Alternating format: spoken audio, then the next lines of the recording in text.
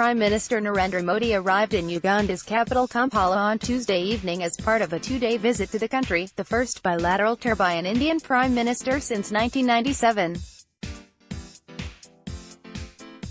The Prime Minister addressed the Ugandan Parliament on Wednesday. India is proud to be Africa's partner and Uganda is central in this on the African continent. We will build a Gandhi Heritage Centre at the sacred site in Uganda's Jinja, where a statue of Mahatma Gandhi now stands. The story of India's own freedom struggle is intimately linked to Africa. It is not just the 21 years that Gandhiji spent in Africa, or the first non-cooperation movement he led.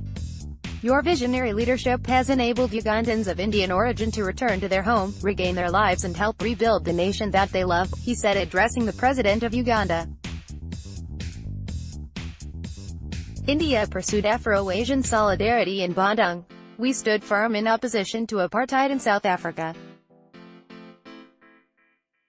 We took leading and bold positions in former Rhodesia, now Zimbabwe, in Guinea-Bissau, Angola and Namibia. India's principled support to Africa's liberation movements often came at a cost to our nation's trade. This mattered nothing in comparison to Africa's freedom. Today, India and Africa stand on the threshold of a future of great promise. India is proud to be Africa's partner. I announced yesterday 2 lines of credit for Uganda.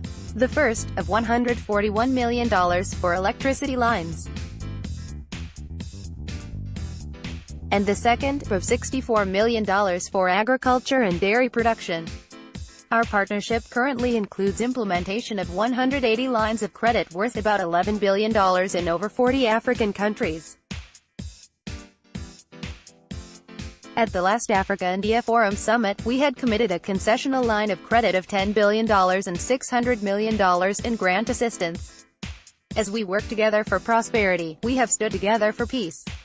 In all the UN peacekeeping missions in the world, 163 Indians have made the supreme sacrifice. This is the highest number for any country. We will keep our markets open and make it easier and more attractive to trade with India. We will support our industry to invest in Africa.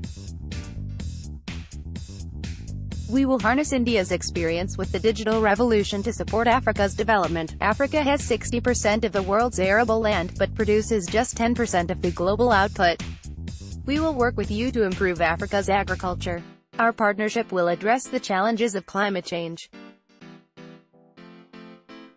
We will strengthen our cooperation in keeping cyberspace secure. We will work with African nations to keep the oceans open and free for the benefit of all nations.